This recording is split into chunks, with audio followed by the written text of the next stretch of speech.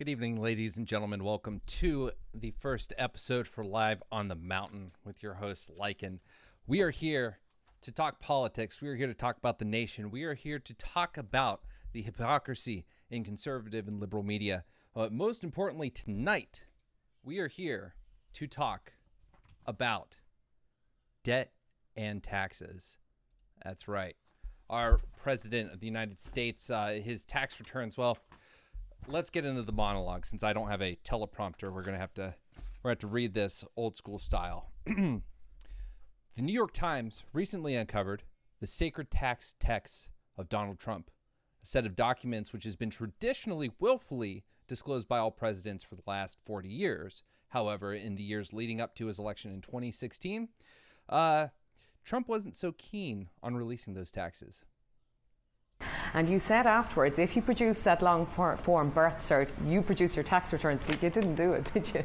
Well, I don't know. Did he do it? And I will be, if I decide to run for office, I'll produce my tax returns, absolutely. On the day you declare, how many years of tax returns will you release? Well, I'd certainly go over tax returns, and I will tell you, nobody knows the tax return business or world better than me. But how many years? Part of the complexity of the tax system. How many years back would you go on the day you announced? 3, 5? Oh, I don't know. I mean, I actually have not even thought of that, but I would certainly show tax returns if it was necessary. At least a couple of years? When do we get tax returns, Donald Trump? Because Mitt Romney got killed on this 4 years ago, and you've got to get him out there as well. I have very, very complex. Did you ever see the picture? I tweeted a picture where the returns are like 2 feet high.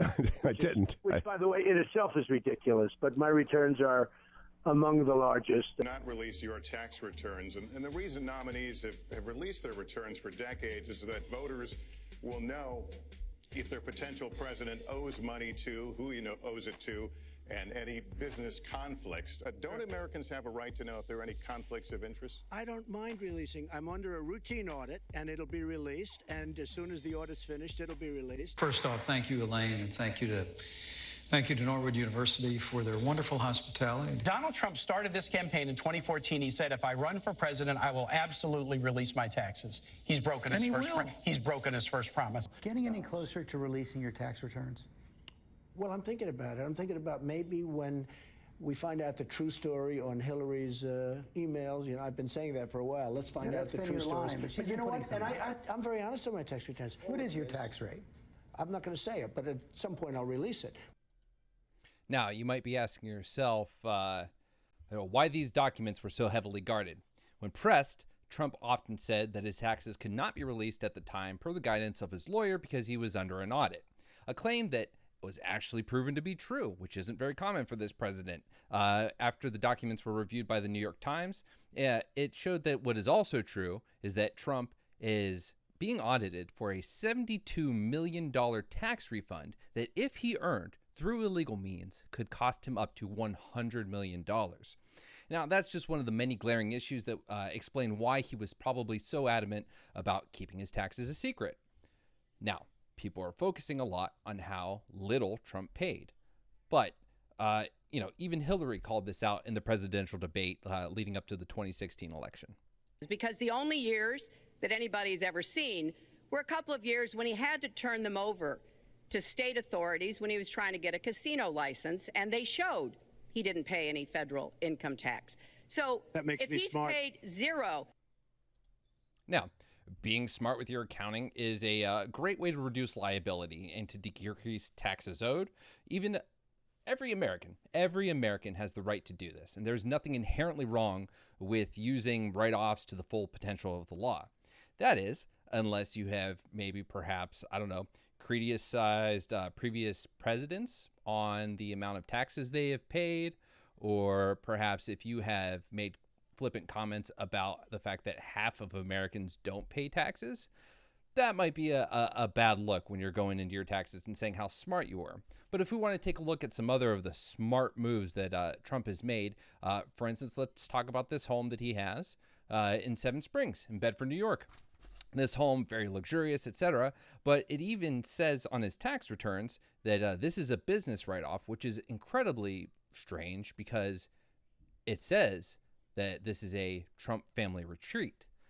Maybe that's for Trump business, but I'm just saying that That doesn't seem to add up too much from the literature when it comes to the tax documents.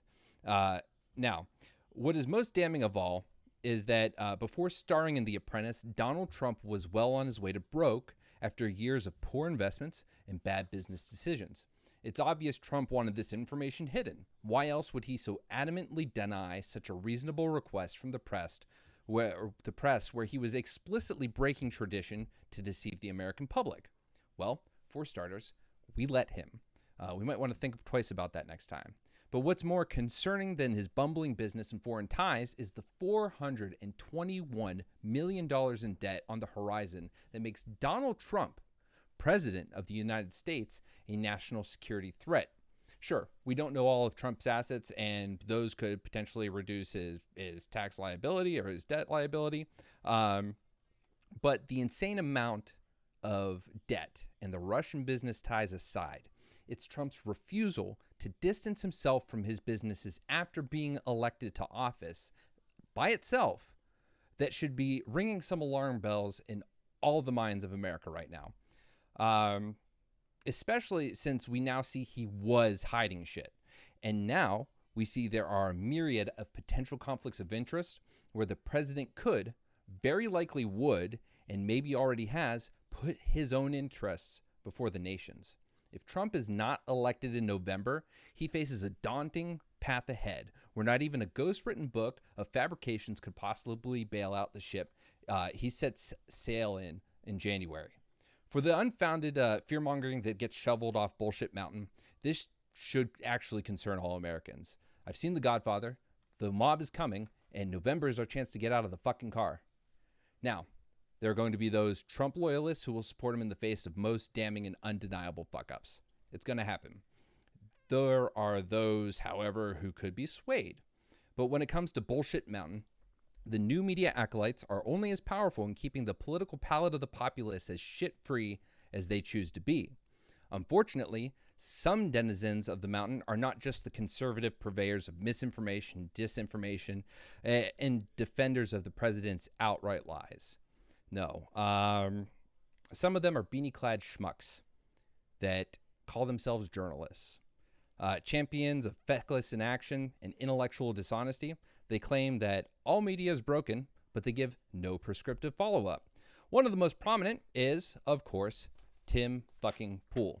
Tim, who calls himself a disaffected liberal, despite having set up a comfy little manse on the side of Bullshit Mountain, and encourages distrust in the media while doing nothing with his over 650,000 followers on Twitter and rapidly nearing 3 million YouTube subscribers.